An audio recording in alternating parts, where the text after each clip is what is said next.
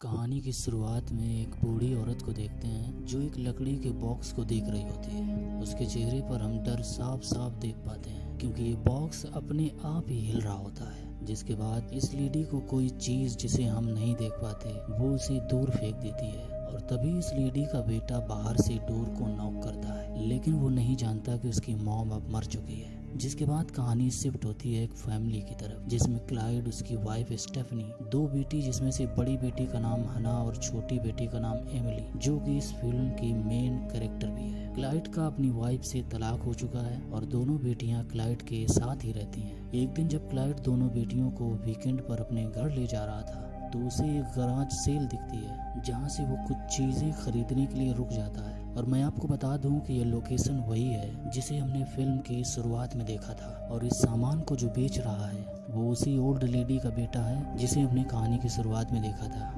वहीं क्लाइड की छोटी बेटी एमिली को वहीं पर एक बॉक्स दिखता है जहां हम देख पाते हैं कि एमिली को वो बॉक्स अपनी ओर बुला रहा था, जैसे मानो वो बॉक्स एमिली का इंतजार कर रहा हो। खैर, वो अपने डैड से बॉक्स को खरीदने के लिए कहती है और क्लाइड बिना सोचे समझे उस बॉक्स को खरीद लेता है।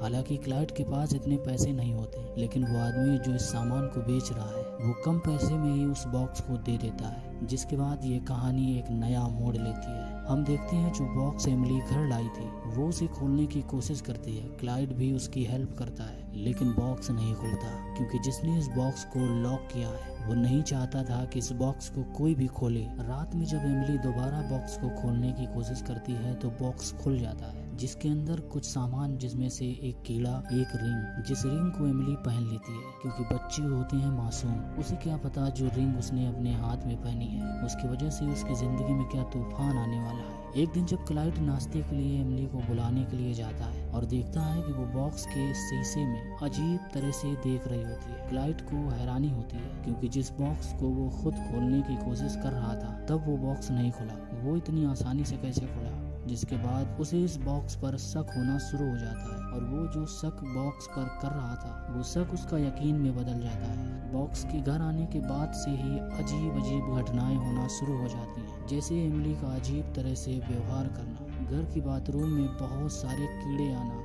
और जब रात में एमिली को वॉमिट आना महसूस होता है तो वो अपने मुंह में टॉर्च से देखती है। और मैं आपको बता दूं कि ये सीन फिल्म का काफी डरावना सीन है क्योंकि एमिली के मुंह के अंदर 2 उंगलियां नजर आती हैं। अगली सुबह जब एमिली स्कूल जाती है वहाँ एक लड़का उसके बॉक्स को खोल देता है जिससे एमिली पूरी तरह से पागल हो जाती है क्योंकि वो नहीं चाहती कि उसके बॉक्स को कोई भी छुए। जिसके बाद ये पूरी बात क्लाइड को बताई जाती है।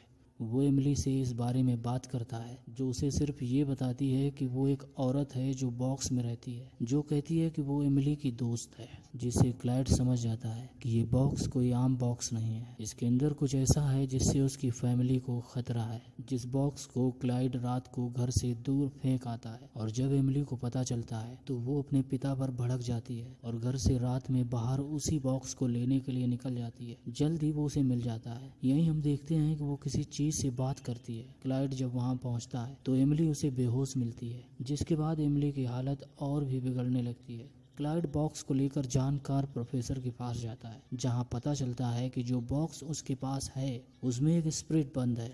वो स्पिरिट बॉक्स को खोलने वाले को पॉसेस कर लेती है। क्लाइड समझ जाता है कि एमिली उसी स्पिरिट यानी उसी आत्मा के वश में है। हालांकि उसे पहले से ही बॉक्स पर शक था और अब वो अपनी बेटी को बचाना चाहता है। वो एक यहूदी चर्च जाता है क्योंकि बॉक्स, जिसका नाम टिबुक है, वो यहूदी समुदाय से जुड़ा है। वहाँ के लोगों को जब पता चलता है कि बॉक्स खुल चुका है तो वो लोग क्लाइड की मदद करने से मना कर देते हैं, लेकिन उसकी मजबूरी को देखकर उसमें से एक, जिसका नाम जेडॉक है, वो क्लाइड की मदद करने के लिए मान जाता है। दूसरी तरफ एमिली की हालत बिगड़ना शुरू हो जाती है और स्टेफनी उसे हॉस्पिटल में ले जाती है, जिसकी हालत देखकर डॉक्टर्स अपने हाथ खड़े कर देते हैं और अब एक ही रास्ता है, एमिली का एक्सोर्सिज्म, और वो वहीं हॉस्पिटल में एक्सोर्सिज्म करना शुरू करते हैं। हालांकि इसमें इन्हें बड़ी प्रॉब्लम का सामना करना पड़ता है, लेकिन फाइनली वो सब एमिली को उस खतरनाक स्पिरिट से छुटकारा मिल जाता है। लास्ट सीन में हम देखते हैं उस बॉक्स को जेडॉक लेकर चला जाता है ताकि उसे खत्म कर सके, लेकिन रास्ते में उसका एक्सीडेंट हो जाता है